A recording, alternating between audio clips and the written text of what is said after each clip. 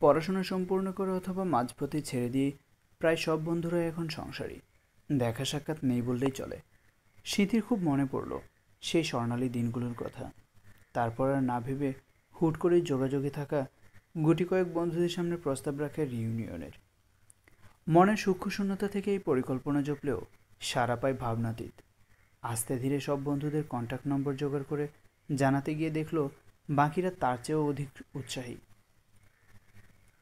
ক্লাসের সবচেয়ে পড়াকু থেকে শুরু করে শেষের দিক থেকে প্রথম স্থান উত্তীর্ণ করা প্রায় সব বন্ধুরাই আসছে। খুশি মনে এখন সবাইকে কল দিয়ে ডেট জানাচ্ছে স্মৃতি। কাগজের লিস্টটিতে থাকা নম্বরদের ভিড়ে একটি নম্বর তার মনোযোগ নিগুড়ভাবে আকর্ষণ করল। নম্বরটি তার কৈশোরের প্রিয় সখী ইন্দুপ্রভার। সাংসারিক জীবনের ব্যস্ততার জন্য আর একে অপরের খোঁজ নেওয়ার অবসর পায়নি। তাই তো পুনর্মিলনের অছিলাই গুটিকতক বসন্ত পার হওয়ার পর গত সপ্তাহে তাদের কথা হলো। কথা শুরুর প্রথম ঘণ্টাখানেক আবেশে দুই সখী কেবল কেঁদেই গিয়েছিল। তারপর থেকে প্রায়শই কথা হয়। স্মৃতি আজ আবার কল লাগালো। রিং শেষ হয়ে কেটে যাওয়ার আগ মুহূর্তে কল রিসিভ হলো।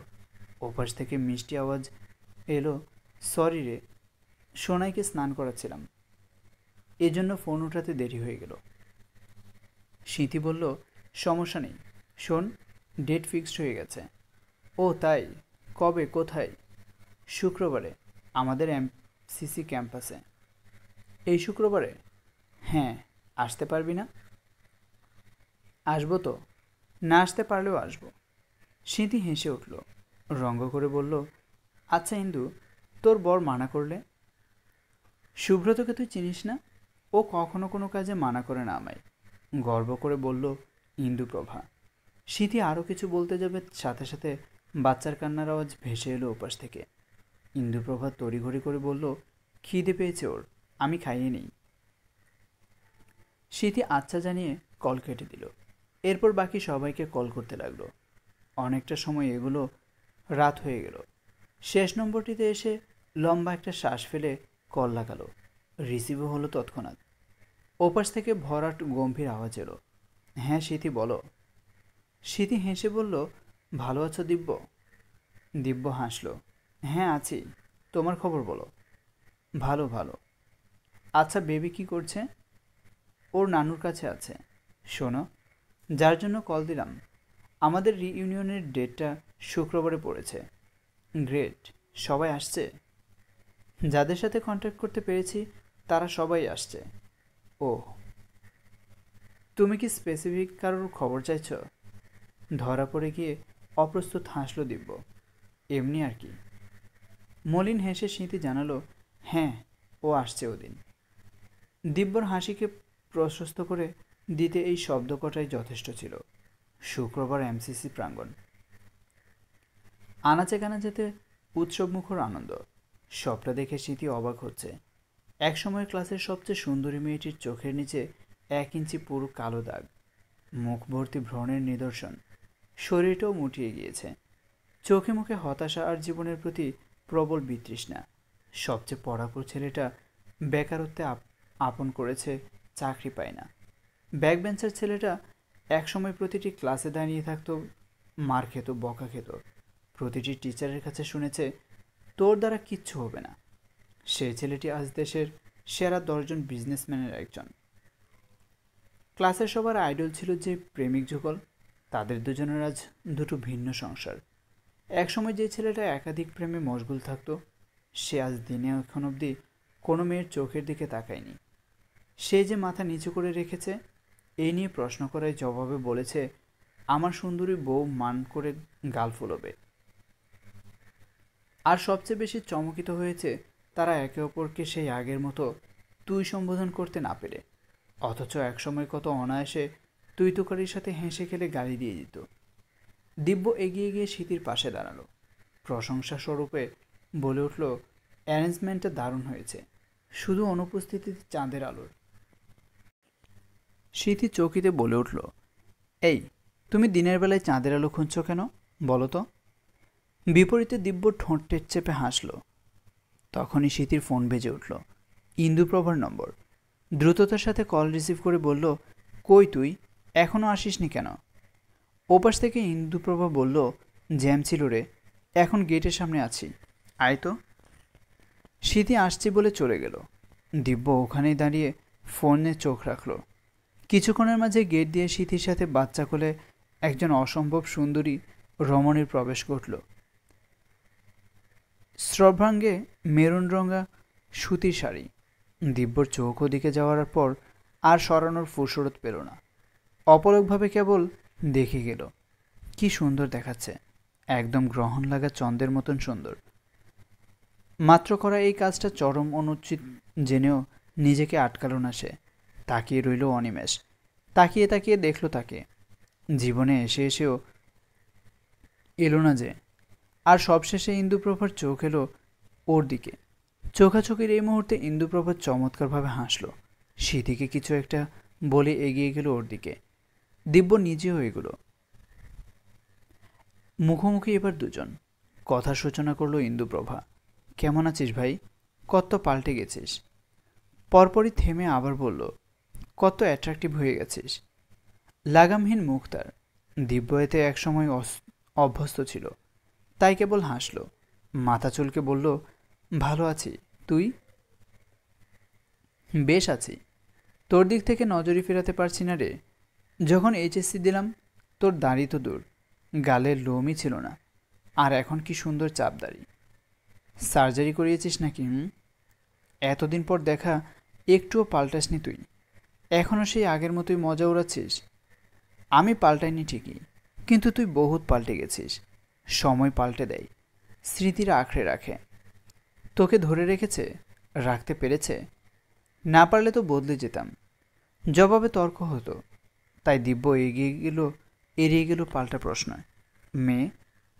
কোলে ঘুমন্ত মাস দশেকের বাচ্চাকে ইঙ্গিত করে প্রশ্নটা করল দিব্য। ইন্দুপ্রভা উপর নিচ মাথা ঝাঁকিয়ে ইতিবাচক সম্মতি প্রদান করল।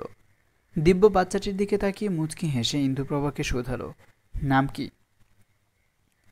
ইন্দুপ্রভা মেয়েকে বুকের সাথে আরও মিশিয়ে নিয়ে বলল, আমার চন্দ্রা। বিনিময়ে দিব্য হেসে বলল, সুন্দর নাম। এরপর আবার বলল, তোর বরের কি খবর? ভালো রে, ওর মতন মানুষ হয় না। কি যে যত্ন নেই আমার। ও না থাকলে তো একা হাতে এই দুষ্টকে সামলাতেই পারতাম না। যাক ভালো। এখন থাকিস কোথায় ইন্দু? থাকি তো ঢাকাতেই। কিন্তু তুই আমাকে ইন্দু ডাকছিস কেন? আগে না চাঁদ ডাকতিস? তোর মনেও আছে? অবাক হলো দিব্য। রাগ করলো ইন্দুপ্রভা। মনে থাকবে না? রাগ দমাতে সময় নিল না, ক্ষণিকেই কমিয়ে নিল। প্রসঙ্গ পাল্টে ফেলল, আচ্ছা তোর বউয়ের কি খবর? বাচ্চা কাচ্চা কয়টা? তোর না ইচ্ছে ছিল বিয়ের পর ডজনে ডজনে বাচ্চা নেওয়ার? সেসব ইচ্ছে গেল কই? দিব্য যেন মজা পেল এবং নিজেও খানিকটা নিল। On processing. ওরে, বউ সুন্দরী খুব না? চোখ টিপে দিব্য বলল, তোর চেয়েও খুব সুন্দরী। মুখ ভেঙালো ইন্দুপ্রভা। আমার মতো সুন্দরী দুইটা পাবি? খোঁজ না শহর, পেলেও দেখা পেয়ে যেতে পারিস, বাট নিজের করে পাবি না। মিনমিন করে দিব্য বলল, এই জন্যই বেবি তোকে পাইনি। শুনতে পেল না ইন্দুপ্রভা, শুধালো, জোরপূর্বক হাসল দিব্য। Love marriage? ইন্দুপ্রভা মুচকি হেসে বলল, হ্যাঁ। কয় বছর? 4 বছরের প্রেম, 3 বছরের সংসার। বেশ লম্বা সময়। বেশ বেশি। তোর আমার চেয়ে বেশি না। কিভাবে? প্রথমে ক্লাস 1 থেকে 3 অবধি ক্লাসমেট। 3তে তুই সেকেন্ড আর আমি ফার্স্ট হয়ে যাওয়ায় শত্রুতা শুরু, চলে 6 অবধি। 7-এ গিয়ে ফ্রেন্ডশিপ করি। 12 অবধি চলে সেই ফ্রেন্ডশিপ। 12 বছরের রিলেশন। বাহ, তোর বরের চেয়ে বেশি টাইম স্পেন্ড করেছি আমি তোর পিছে। ইন্দুপ্রভা এক হাতে মেয়েকে সামলে অন্য হাতে দিব্যর বাহুতে মেরে বলল, হ্যাঁ, এই কথা আমার বরের সামনে বলিস। কি করবে তোর টাকলা বর? বেশি কিছু করবে না, জাস্ট পেদাবে ধরে। আর আমার বর টাকলা না ছাগল, এভারেস্ট চুল। তবে তোর চুলগুলো অনেক বড়, অনেক বেশি বড়। আর আর কি, এটাও অ্যাট্রাকটিভ খুব। কাটিস না? কেমন সুন্দর লাগে, মানাই তোকে। ঘাড় দুপাশে নেড়ে দিব্য বুঝালো, অ্যাজ ইউ সে ম্যাম। দূরে দাঁড়িয়ে থাকা হাওয়াই মিঠাইয়ের গাড়ি দেখে ইন্দুপ্রভা বলে উঠল, মনে আছে একবার হাওয়াই মিঠাই খাওয়ার জন্য মাঝ রাস্তায় কি বায়না ধরেছিলাম? সে কি কাণ্ড! মা এখনও মাঝে মাঝে সেসব সুব্রতর সামনে বলে, দুজনে মিলে খুব খেপায় আমায়। মনে আছে সেই কাহিনীগুলো? মনে না থাকার কথা তো নয়। আমি ভেবেই পাইনি কোনো ষোড়শী কী করে মাঝ রাস্তায় হাওয়াই মিঠাইয়ের জন্য কাঁদে। অনেক বাজেভাবে ফাঁসিয়ে দিয়েছিলি, ফেঁসে গিয়েছিলাম তোর মাঝে। শেষ কথাটি দিব্য বেশ মিনমিনে সরে বলল। বুঝতে না পেরে ইন্দ্রপ্রভা শোধালো, হুম, বুঝবি না, বাদ দে। কী সব বলছিস? ইন্দুপ্রভা থামল, এরপর আবার বলল, বল। কথা এড়িয়ে গেল দিব্য। এমনভাবে কান্না করছিলি সেবার যেন আমরা ছেলে ধরা আর তোকে আজীবনের মতো ধরে রাখবো আমরা। এর মধ্যে চন্দ্রার ঘুম ভাঙল, জেগে উঠেই কাঁদা শুরু করলো। ইন্দুপ্রভা দিব্যকে বলে ওদিকটায় হাঁটাহাঁটি করতে লাগলো। দিব্য একদৃষ্টে চেয়ে রইল। অন্যমনস্কভাবে বিড়বিড়িয়ে বলল, তুই আমার জীবনের ঠিক সেই হাওয়াই মিঠাইয়ের মতোই মিষ্টি মায়াবী ছিলি, ভীষণ রকমের আদুরে ছিলি। দূর থেকে তার মেঘবরণ রূপ, নাজুক স্বভাব দেখে আমি কখন যে মায়ে জড়িয়ে গেলাম বুঝতেই পারলাম না। ধর্ম ছিল বাতাসের নেই, না বুঝেই ধরতে গেলাম, ছুঁয়েও যেন হারিয়ে ফেললাম। হাওয়ায় মিশে গেল আমার হাওয়াই মিঠাই। থামল দিব্য, গভীর শ্বাস নিয়ে বলল, তোর জন্য যেটা বন্ধুত্ব ছিল আমার দিকে সেটা প্রেম ছিল চাঁদ। তোকে চেয়েছিলাম অনাকাঙ্ক্ষিতভাবে, তবে পাইনি ইচ্ছাকৃতভাবেই। তুই যে আমার জন্য নিষিদ্ধ চাঁদ। প্রতি মুহূর্তে স্রষ্টার কাছে প্রার্থনা করি তোর প্রতি আমার সকল অনুভূতি হোক নির্বাসিত, অথচ আমি আজও একাকী বসে তোর খোয়াবে দিন গুনি।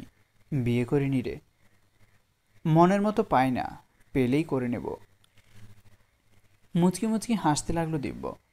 এক হাত প্যান্টের পকেটে পুরে অন্য হাত দিয়ে ফোন টিপতে টিপতে এগিয়ে গেল সে স্কুলের ভিতর। প্রতিটা দেওয়াল, প্রতিটা ইট, সবটাই মিশে আছে কত সব স্মৃতি। একে একে সে প্রতিটি ক্লাসরুমে ঢুকলো। স্কুল চত্বর থেকে বেরিয়ে কলেজের সায়েন্সের ভবনে চলে গেল।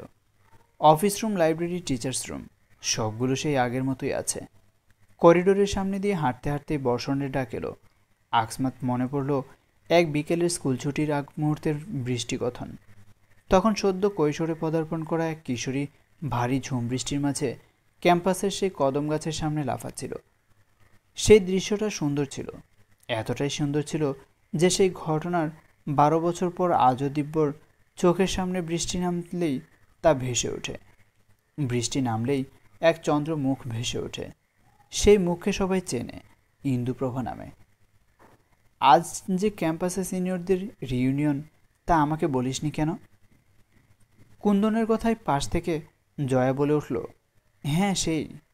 তুমি যে শুক্রবারে গ্রাম থেকে বাসায় ফিরেই কলেজের লাইব্রেরিতে চলে আসতে চাইবে আমার জানা ছিল।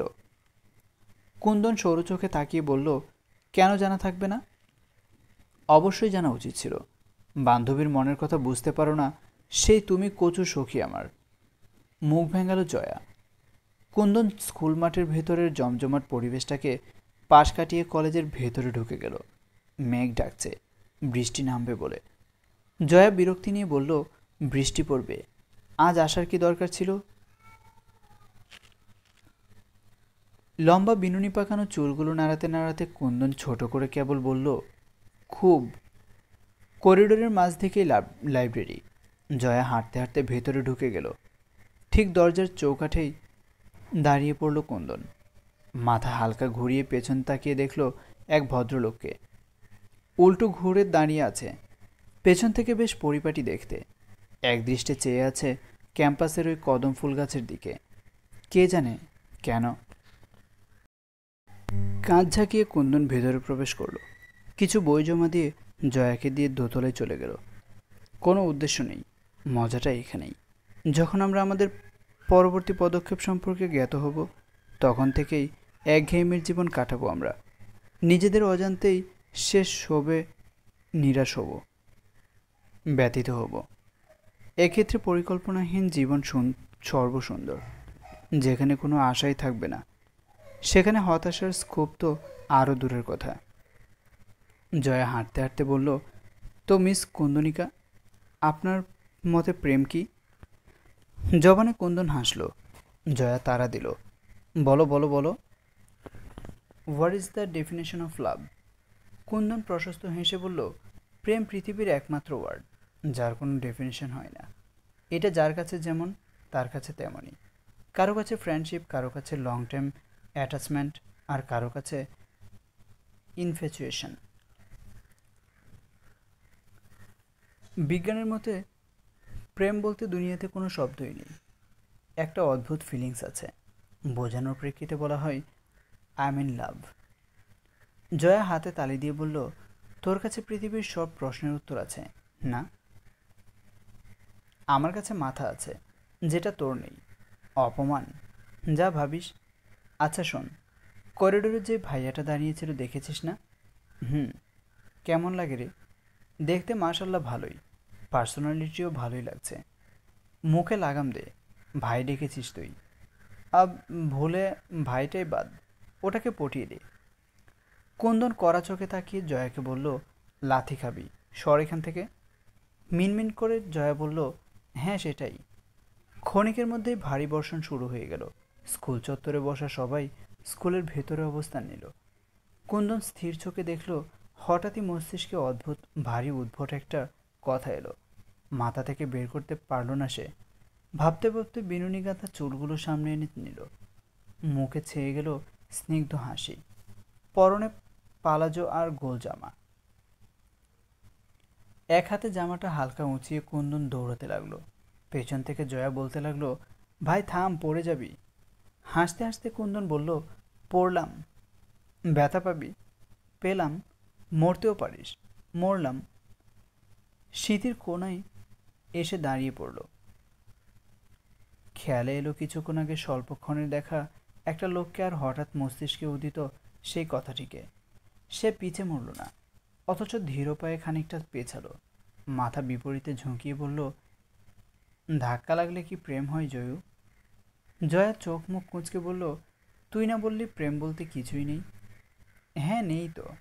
তার মানে কি আমি তোকে বারবার বলবো, এই জয়ু, আমার না ইয়ে পাচ্ছে, আমার না ইয়ে ইয়ে লাগছে, আমার বোধ হয় ইয়ে হয়েছে, এটা বলবো? বোকার মতো তাকিয়ে রইল জয়া। বড্ড ভাব নিয়ে অভিজ্ঞতা ছুড়ল কুন্দন। শোন জয়া, যখন দেখবি অনুভূতিকে ব্যাখ্যা করার জন্য নির্দিষ্ট কোনো শব্দ পাচ্ছিস না, তখন সেই শব্দকে তুই প্রেম ধরে নিবি। কারণ দুনিয়াতে প্রেম ব্যতীত এমন কোনো শব্দ নেই যার ব্যাখ্যা আছে, অথচ তাকে সংজ্ঞায়িত করা যায় না। একটা ছোট্ট ট্রিক্স শিখিয়ে দিলাম। ওহে প্রেমগুরু, এবার বলেন, পাগলের মতো ওভাবে দৌড়াচ্ছিলেন কেন? কারণ আমি ভিজব বৃষ্টিতে। আপাতত প্রকৃতির বৃষ্টিতে ভেজার ইচ্ছে আছে, কিন্তু ওই যে ধাক্কা লেগে যদি প্রেম হয়ে যায়, তবে প্রকৃতির বৃষ্টিতে ভেজার ইচ্ছাটা প্রেম বৃষ্টিতে ট্রান্সফার হতে সময় নেবে না। বুঝিনি ব্যাপারটা। মাথা থাকলে বুঝতিস, যেহেতু নেই তাই বাদ দে। শুধু বল, ধাক্কা লাগলে প্রেম হয়? ভাবতে থাকলো জয়া। অনেকটা সময় ভেবে উত্তর দিল, ধাক্কা খেয়ে প্রেম তো কেবল সিনেমায় হয়। প্রশস্ত হাসল কুন্দন। এদিকে জীবনটা সিনেমার চেয়েও সিনেমেটিক। প্রেম না হয়ে যাবে কই? Let's do an experiment. কিসের? ধাক্কা লাগে প্রেমের। তারপরে সিঁড়ি দিয়ে নামতে লাগলো সেই আগের মতো গতিশীল ভঙ্গিতে। লোকটাকে এখনও সেখানটাতেই দাঁড়িয়ে থাকতে দেখা গেল। পেছন থেকে জয়া বিভিন্ন অঙ্গভঙ্গিতে বোঝাতে লাগলো, যাস নে যাস নে, মুখে যত কিছুই বলি না কেন, সামনাসামনি কিছু করিস নে, বাঁশ তোকে ডাকছে রে, ওদিকে কান্দিস নে। এমন ইঙ্গিতে কুন্দনের পেট ফেটে বেরিয়ে আসতে চাওয়া হাসিটা কী কষ্টে যে আটকালো। ছুটেছে এমন গতিতে যেন ট্রেন মিস যাবে। ওই তো তার গন্তব্য। ঠিক গন্তব্যের কাছাকাছি যত পা যাচ্ছে, তার গতি কমছে খুবই অমায়িকভাবে। চেহারায় অন্য রকমের দ্যুতি খেলছে। লোকটার খুব কাছে এসে একটা অদ্ভুত সুন্দর ঘ্রাণ পেল, কিছুটা মাদকীয়। পুরুষ পুরুষ ঘ্রাণ কি একেই বলে? সেসব যাক, যে কাজের জন্য এসেছিলি সেটা আপাতত করা যাক। মাথাটা ঝুঁকে নিচের ঠোঁটটা কামড়ে ধরল। আর চোখে লোকটার পিঠের দিকে তাকিয়ে কাঁধে এগিয়ে হালকা ধাক্কা লাগলো। অসাবধানতাবশত লোকটা পিছিয়ে গেল। অবাক হলো, চোখে মুখে প্রবল অস্বস্তি ভাব উপচে পড়ল যেন। কুন্দন চোখ নামিয়ে ফেলেছে, চেহারা দেখেনি। গতি সেই আগের মতো বাড়িয়ে সেভাবেই দৌড় লাগালো। ক্ষণিকের মাঝেই কুন্দনের অধর প্রসারিত হলো, তার চোখ হাসতে লাগলো। প্রেম হয়নি, তবে কিছু একটা হয়েছে, অন্য রকমের কিছু একটা, অদ্ভুত অদ্ভুত ভাবটা, যার ব্যাখ্যা করা যাচ্ছে, সংজ্ঞায়িতও করা যাচ্ছে। সে থামলো সায়েন্সের ভবন থেকে বেরিয়ে কিছুটা পেছনে। কিছুক্ষণের মাঝেই সেখানে জয়া এলো। প্রশ্ন করলো, প্রেম হলো? স্মিত হেসে কুন্দন বলল, ইনফ্যাচুয়েশন হলো। এরপর? এরপর আর কি, ওসব প্রেম টেম বলতে কিছু হয় না। বোঝা শেষ আমার, চল ভিজি। প্রেম বৃষ্টিতে? হুম, দুঃখ বৃষ্টিতে। যাহ, দুঃখ কেন? কারণ আজ আমার মন খারাপ। এই না ভালো ছিল? হ্যাঁ, এখন নেই। মেয়ে মন হচ্ছে আকাশের মতন, কখন শরতের সুখ মেঘ হয়ে উঠবে, আর কখন ধূসর রঙের দুঃখ মেঘ হয়ে গুমট বাঁধবে, বোঝা দায়। অমন সুদর্শন পুরুষের সাথে ধাক্কা খেয়েও মোহময়ী কুন্দনিকার প্রেম না হওয়ার জন্য তাকে কঠোরভাবে প্রেমদ্বন্দ্বে দণ্ডিত করা হোক। এখন আগামী ৪৮ ঘন্টা সে দুঃখ বিলাস করবে। এমন কষ্টের তুমি কি বুঝবে জয়াবাবু? জয়া মিনমিনে স্বরে বলতে থাকলো, আরও ছাতার মাথা প্রেমের উপন্যাস পড়। দিব্য অবাক হয়ে তাকিয়ে ভাবল, আজকালকার মেয়ে ছেলেরা কি উচ্ছৃঙ্খল হয়ে গেছে। এভাবে একটা পুরুষকে কোনো মেয়ে কি করে ধাক্কা দিতে পারে? সে খুব করে ধরতে পেরেছে ব্যাপারটা সম্পূর্ণ ইচ্ছাকৃত। মেয়েটাকে আরেকটা বার সামনে পেরে কষিয়ে একটা থাপ্পড় লাগাতে ভুলবে না। আলেগালে থাপড়াতে থাপড়াতে বলবে, এত ফ্যান্টাসি আসে কোত্থেকে তোর? বল, আজ তোর সব শখ মেটাবো, নে আরেকটা থাপ্পড় খা। বলতে বলতেই রাগ তার বাড়তে লাগলো। ঠিক তখনই কল এলো সিঁথির। দিব্য রিসিভ করে বলল, বলো। সিঁথি শুধালো, কই আছো এই বৃষ্টির মাঝে? খুঁজে পাচ্ছি না যে। আমি সায়েন্সের বিল্ডিংয়ে আছি। ওখানে? হ্যাঁ, ঘুরে দেখছিলাম। এই বৃষ্টিতে? বৃষ্টির আগেই এসেছিলাম। ও আচ্ছা। হুম। থামলো দিব্য। গম্ভীর শ্বাস ফেলে জিজ্ঞেস করলো, ও কি করছে? সিঁথি বলল, তেমন কিছু না, বাকিদের সাথে গল্পে জুড়েছে। এখনও কি চঞ্চলিনা আছে? একটুও পাল্টায়নি। হেসে কল কেটে দিল দিব্য। প্রকৃতি জানে কাকে কিভাবে মানায়, আর তাকে সেভাবেই রাখে। মেয়েটাকে এভাবেই মানায়। দিব্যর মন থেকে বেরিয়ে এলো একটাই দোয়া, ও ভালো থাকুক। প্যান্টের পকেটে হাত পুরে ওখান থেকে সরতে যাওয়ার আগেই চোখ গেল ফের সেই কদম গাছটির কাছে। অবাক হলো, খুব বেশি। একটা মেয়ে কি আনন্দে বৃষ্টিবিলাস করছে, কদম গাছের নিচটাই কাদা পানিতে লাফাচ্ছে। হালকা রঙা পালজোর নিচের দিকটা কাদায় মেখে গেছে, কাটা চুলগুলো ভিজে মুখের সামনে লেপ্টে আছে। সে তবুও থামছে না, একটা ফুলের নাগাল পাওয়ার কি চেষ্টাই না করছে। অবশেষে ফুল হাতে পেল, চোখে মুখে কি অজানা সুখ লক্ষণে হলো। দিব্য অনিমেষ নেত্রে তাকিয়ে গেল। আশ্চর্যের কথা এই, সে ভুলেই গেছে খানিকক্ষণ আগেও ধাক্কা মারার অপরাধে যে মেয়েকে গালমন্দ করছিল, কয়েকটা থাপ্পড় অবশ্য দিতে চেয়েছিল, সেই মেয়েটিকে দ্বিতীয় দেখায় মনে ধরে গেল। না না, চোখে ধরল কেবল, এরপর মস্তিষ্কে ধরবে, তারপর না মনে। অনেক দেরি, অনেক। মনকে কড়া শাসনে এনে দিব্য প্রস্থান ঘটালো। বৃষ্টি কমতে কমতে বিকেল হলো। সন্ধ্যার আগ দিয়েই সবাই বিদায়ের জন্য তৈরি হয়ে গেল। ইন্দুপ্রভার সাথে এমন সময় দিব্যর আবারও দেখা হলো। চন্দ্রা তখন স্মৃতির কাছে। ইন্দু অকারণেই আজ হাসছে খুব। সে জানে তাকে হাসলে খুব সুন্দর লাগে, গালের টোলটা দারুণভাবে মনোযোগ আকর্ষণ করে। ঠিক এই কারণেই সে সর্বদা হাসতে থাকে। তবে আজ তুলনামূলকভাবে একটু বেশিই হাসছে। হাসতে হাসতে দিব্যর দিকে এগিয়ে গেল। দিব্য মুখ কুঁচকে ফেলল। আমাকে কি জোকার লাগছে? হাসি না থামিয়ে দুধারে মাথা নাড়ল ইন্দুপ্রভা। দিব্য আবার শুধালো, ননস্টপ জোক বলে যাচ্ছি আমি? ঠোঁট চেপে হাসি থামিয়ে বলল, না। এই না বলার ধরনটা বেশ নাটকীয় ছিল। বলা শেষ হতে না হতেই আবারও ফিক করে হেসে দিল। চেতে উঠল দিব্য। তো এভাবে মরার মতো হাসছিস কেন তুই? তোকে কাতুকুতু দিচ্ছি আমি? ইন্দুপ্রভা আরও শব্দ করে হেসে উঠল। হাসতে হাসতে বলল, তোর কনফিউজিং ফেসটা যা জোস, দেখলেই হাসি পাচ্ছে। দিব্যর রাগ লাগলো, শক্ত গলায় বলল, আমি মোটেও কনফিউজড না। তো চেহারায় কি দেখা যায়? সেসব তোর না ভাবলেও চলবে। ফোন হাতে নে, তারপর বরকে কল দে। রসিয়ে রসিয়ে জিজ্ঞেস কর, বাবুর আব্বু কি করতেছো তুমি? I miss you. ইন্দুপ্রভা অনেক কষ্টে হাসি আটকালো, থেমে থেমে বলল, সেসব আমি বলবই, তুই না বললেও বলবো। তা বল, আমার কাছে কি? দূর হ এখান থেকে। যাব না। কি করবি? ক্লাস 10-এ থাকতে কি করেছিলাম মনে নেই? তোকে ওদিক থেকে সরে আমার পাশে আসতে বলাতে আসিসনি তুই, তাই হাতের কাছের ঘড়িটা ছুঁড়ে মেরেছিলাম। আয়নায় গিয়ে দেখ, কপালে এখনো দাগ আছে। সে অনেক আগের এক কাহিনী। এখন তুইও আর বাচ্চাটি নেই, আমিও অন্য ছেলের পাশ ঘেঁষে দাঁড়িয়ে নেই। থমথমে মুখে তাকালো দিব্য, আবারও হেসে ফেলল ইন্দুপ্রভা, গুনগুন করে গাইতে লাগলো, প্রেমে পড়েছে মন, প্রেমে পড়েছে, অচেনা এক মানুষ আমার বন্ধুকে পাগল করেছে। কড়া দৃষ্টিতে তাকালো দিব্য। ইন্দু ভাবলেশীনভাবে বলল, আমি কিছু দেখিনি। কেউ যে ওই বিল্ডিংয়ের নিচতলায় দাঁড়িয়ে কদম গাছের নিচে একটা মেয়েকে লাফাতে দেখে দুনিয়া ভুলে গেছিল, আমি দেখিনি। ট্রাস্ট মি, কিচ্ছু দেখিনি। দেখিসনি না? একদম না। আজ তোর হচ্ছে। এই বলে দিব্য সিরিয়াস মুখে ইন্দুপ্রভার দিকে এগুলো, চাঞ্চল্যময়ী আর পাইকে।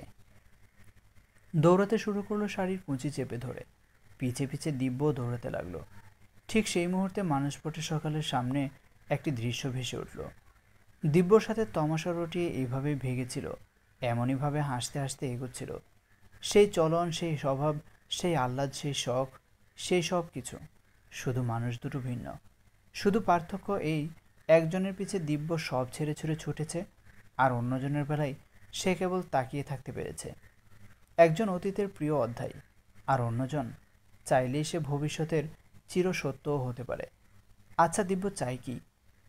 এদিকে আশেপাশের সকল বন্ধুরা মুগ্ধ চোখে ওদের দেখে গেল। কিছু বন্ধুত্ব কখনো শেষ হয় না, 1000 বছর বাদে দেখা হলেও সেই আগের মতোই থাকে। সেই ঘটনার মাস পেরোলো। কুন্দন বসে বসে টাইপিং করছে, ফেসবুকে খানিকটা লেখালেখির শখ হচ্ছে তার। লেখনীতে লিখতেই ফোনে মেসেজ এলো একটা।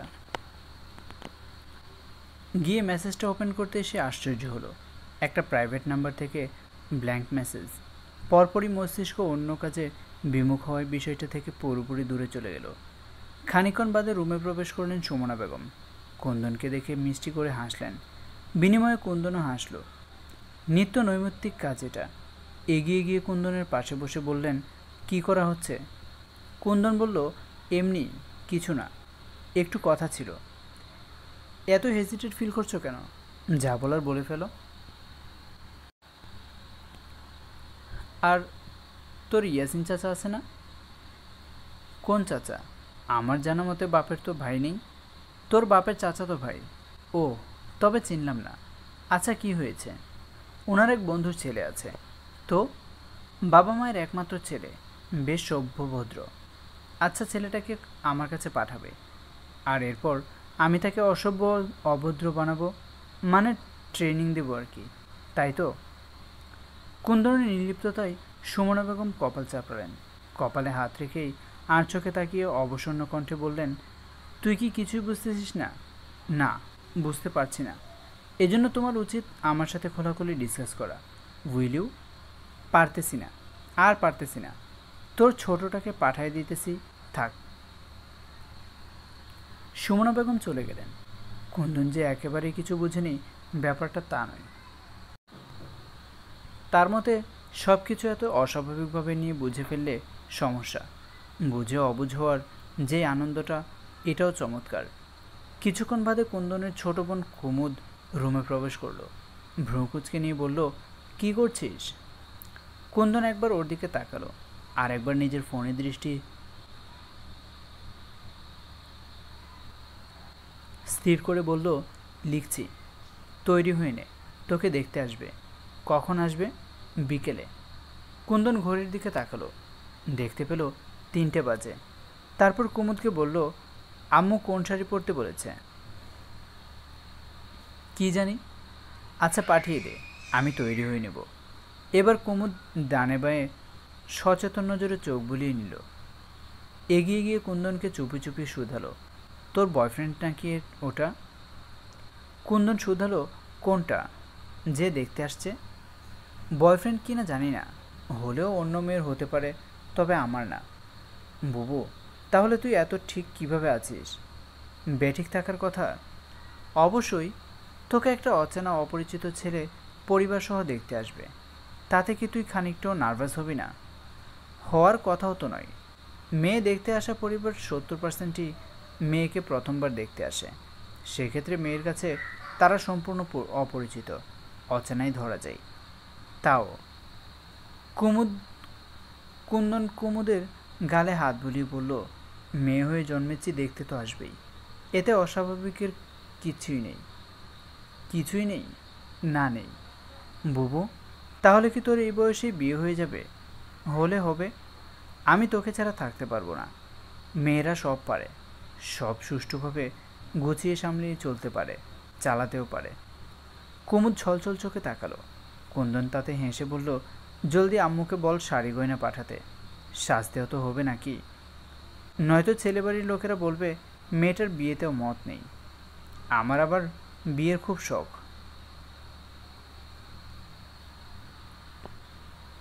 কুমুদ দ্রুত পায়ে চলে গেল। আবার ফিরে এসে প্রয়োজনীয় সামগ্রী দিয়ে প্রস্থান ঘটালো।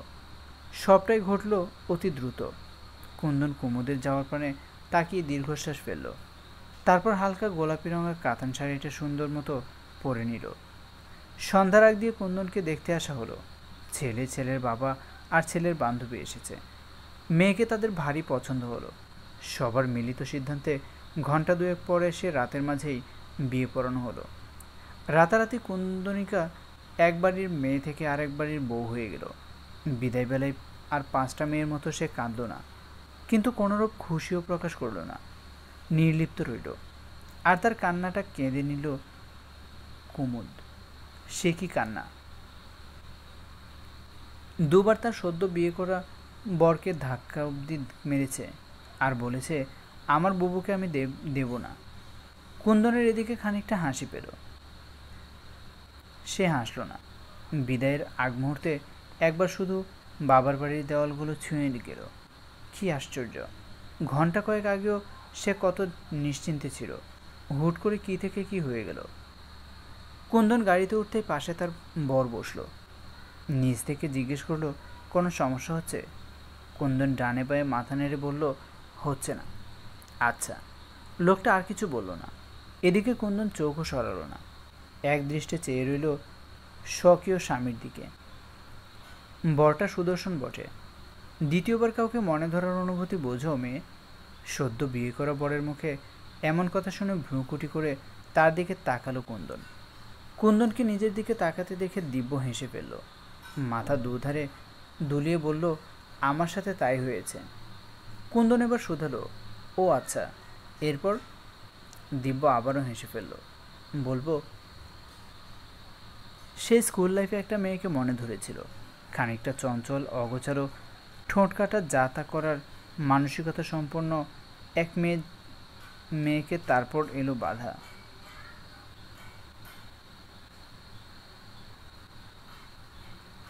স্কুল কলেজের প্রেম টেকানোর জন্য অনেক সাধনা করে যেতে হয় মশাই। সেই সাধনাই আমি করিনি। মনে ধরাটা পুরোটাই আমার ভুলবশত ছিল। উঠতি বয়সের বাচ্চা ছিলাম। সামনে যে কোনো কিছু এনে দিলে কৌতূহল চলে আসতো। আর আমার সামনে রাখা হলো আমার বেস্ট ফ্রেন্ডকে। 12 বছরের ফ্রেন্ডশিপ ছিল, বুঝলে? তাকে কাছ থেকে দেখতে দেখতে আমি যে ডুব দিলাম, বুঝতেই পারলাম না। সাঁতরাতে সাঁতরাতে দেখি আমার কোনো কুল নেই, ওভাবেই ভেসে বেড়াচ্ছি। চাপা সরে কুন্দন শুধালো, মেয়েটিতে কি সমস্যা ছিল? ও সনাতনী ধর্মাবলম্বী ছিল। চোখে তো চাইল কুন্দন। শুকনো ঢোক গিলে বলল, নিষিদ্ধ প্রেম, নিষিদ্ধ পরিণতি। হ্যাঁ তাই। এরপর? প্রেমে পড়া থেকে তো নিজেকে আটকাতে পারিনি, তবে এগোনো থেকে আটকিয়েছি। আজ সে অন্য কারো বউ, বাচ্চাও আছে। মুখ ফসকে কুন্দন বলে ফেলল, আলহামদুলিল্লাহ। সরু চোখে তাকালো দিব্য। তারপর সে নিজেও হেসে দিয়ে বলল, আলহামদুলিল্লাহ। হাসি কমিয়ে দিব্য আবার বলল, আর এরপর ঘটল এর চেয়েও বেশি ইন্টারেস্টিং ঘটনা। কি ঘটল? দ্বিতীয়বার একটা মেয়েকে মনে ধরে গেল। আশ্চর্যের বিষয় এটাও না, অবাক করার ব্যাপার হলো দুজনের মাঝে অদ্ভুত মিল লক্ষ্য করলাম আমি। দুজনের প্রতি অনুরক্তি আসে এক বৃষ্টির বিকেলে, স্কুল ক্যাম্পাসে, সেম সিচুয়েশনে, সেম টাইমিংয়ে, সেম মোমেন্টে, সেম স্টাইলে, একই রকম দুজন। আরশি চ্যান মেয়ে।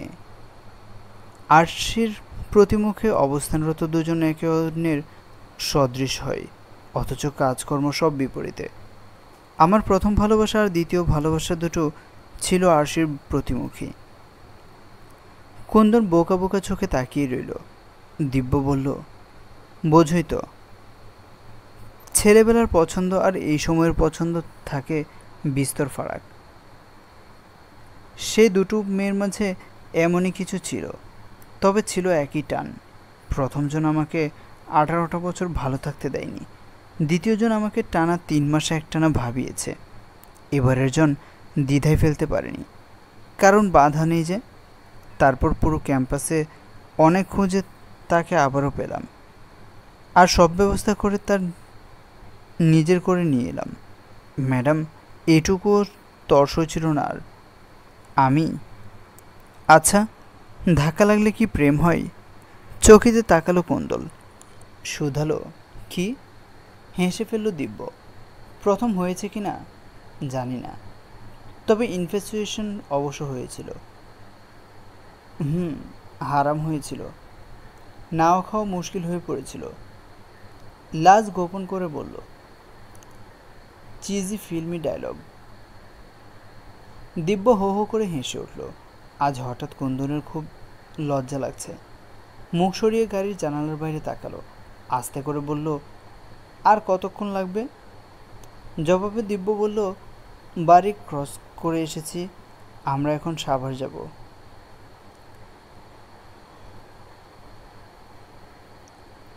সেখানে কেন? মায়ের কবর। মা তো বিয়েতে থাকতে পারলো না, না হয় আমি গিয়ে বউ দেখিয়ে নিয়ে আসি। কুন্দন মলিন হেসে বলল, আচ্ছা। দিব্য তখন উদ্বিগ্ন ভঙ্গিতে ফোন বের করলো, দ্রুতগতিতে একজনকে কল লাগাতে গেল। তার আগেই কুন্দনের চোখ গেল কন্ট্রাক্টে সেভ করা সেই নম্বরটির নামে। সেখানে লেখা চাঁদ। ব্যাপারটা দিব্য খেয়াল করলো না, অথচ সে এডিট করে নামটা চেঞ্জ করে ফেলল। তারপর চাঁদের পরিবর্তে নাম হলো দূরের মানুষ। দিব্য ভিডিও কল লাগালো সেই দূরের মানুষকে। সেকেন্ডের ব্যবধানে কল রিসিভ হলো। ওপাশ থেকে ইন্দুপ্রভা বলল, কী রে, হঠাৎ কল দিলি যে? দিব্য ছেলে মানুষই করা শুরু করলো। কুন্দনের একটু কাজ ঘেঁষে এলো। মেমোরিতে দিব্যর পাশে অদ্ভুত সুন্দর একটা মেয়েকে বসে থাকতে দেখে ইন্দুপ্রভা চোখ বড় বড় করে তাকালো, মুখের সামনে হাত নিয়ে কেসে উঠল। তারপর বলল, বিয়ে ডান? দিব্য মাথা উপর নিচ নেড়ে বলল, ইয়েস, ভেরি গুড। এবার তোর বউকে দে, কথা বলবো। দিব্য ফোনটা কুন্দনকে দিল। ইন্দু কুন্দনকে বলল, শোনো, খুব জ্বালাবে ও, একদম সব মেনে নেবে না, কিছু বলবেও না, কেবল খাবারের ঝালটা বাড়িয়ে দিবে। ও একদম ঝাল খেতে পারে না, আর খুব সমস্যা হলে আঙ্কেলকে বলে দেবে, কখনো কম্প্রোমাইজ করবে না। আর চুপি চুপি একটা কথা বলি শোনো, আমার পুরো বিশ্বাস তুমি পৃথিবীর সবচেয়ে চমৎকার মানুষকে পেয়েছ।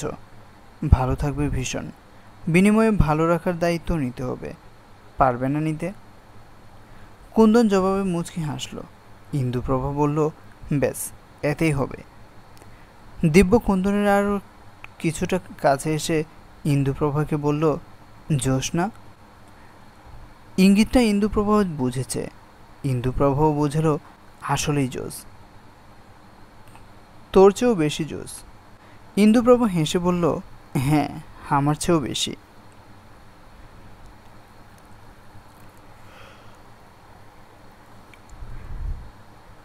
তারপর আরও কিছুক্ষণ এরকম কথাবার্তা বলে কল কেটে দিল দিব্য। কুন্দন জিজ্ঞেস করলো, আপনার বাসায় কে কে আছে? বাবা আর আমি। আর কেউ নেই? না। বাবা আমার লাভ ম্যারেজ ছিল। বাবা চট্টগ্রামে ছিল আর মা রংপুরের।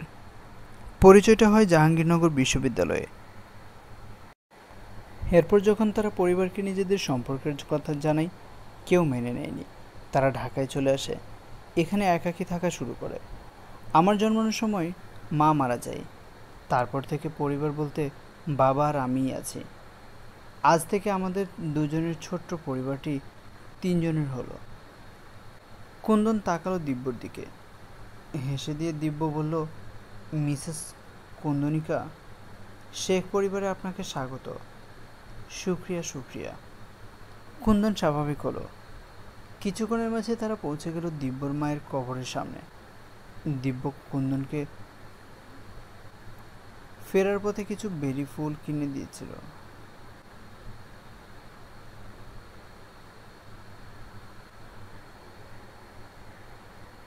বাবার কাছে যেদিন থেকে জানতে পেরেছিল তার মা বেলি প্রিয়া, সেদিন থেকে প্রতিবার এখানে আসার সময় বেলি ফুল আনা তার জন্য আবশ্যক হয়ে পড়েছিল। দিব্য সেখানে ছিল মোটে ৭৭ মিনিট। এই এতটা সময় যে কোনো কথা বলেনি, কেবল কবরের দিকে তাকিয়েছিল। কুন্দনও কিছু বলেনি, সে আশেপাশে তাকায়। সন্ধ্যা সেই সময়ে কেমন যেন স্তব্ধ হয়েছিল প্রকৃতি। গাছের পাতাও নড়ছিল না। একদম শেষ পর্যন্ত দিব্য কুন্দনের হাত ধরল।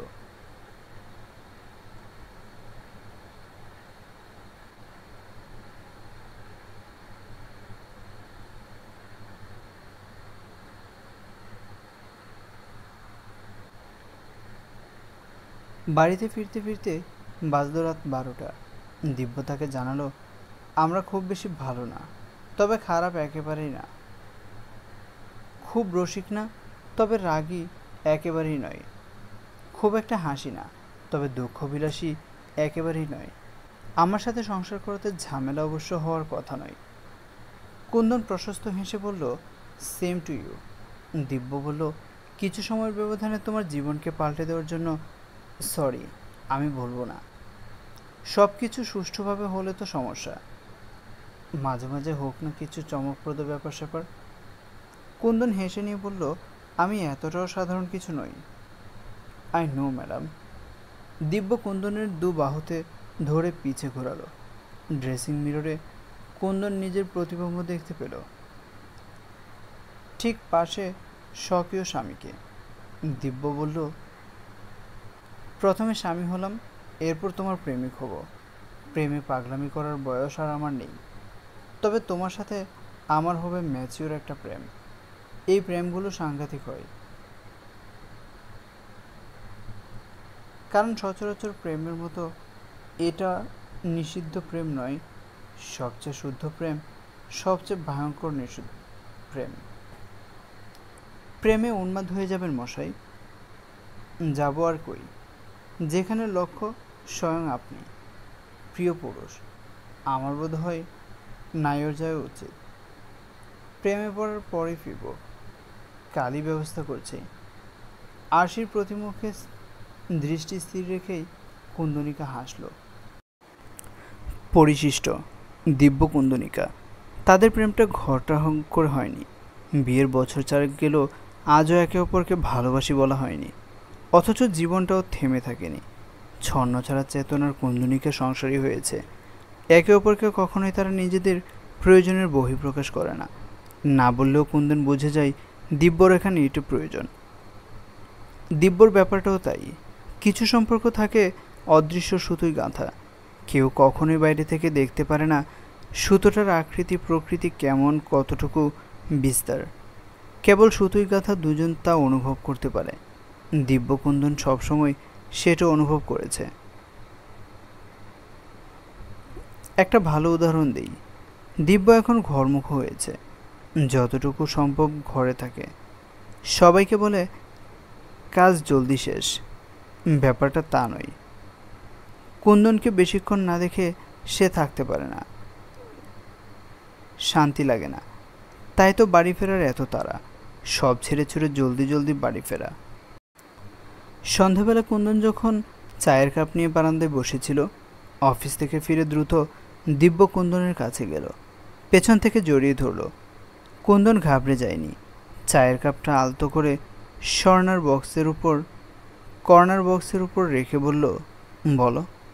দিব্য হেসে বলল, খুব জ্বালাচ্ছ, আর একটুও শান্তি দিচ্ছ না, আর একদমই স্থির হতে পারছি না, আর মাথা খারাপ করে দিচ্ছ, আর সব ক্ষেত্রে পারফেক্ট আমিটা তোমার কাছে এলোমেলো হয়ে পড়ি। হেসে ফেলল কুনন্দন। আমিও। আমার অপারগতা সব তোমায় ঘিরেই। আমারও। তাই বলে যে আমি তোমায় খুব ভালোবাসি ব্যাপারটা তেমনও না।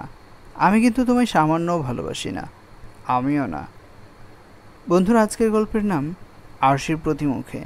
লিখেছেন নবনীতা শেখ।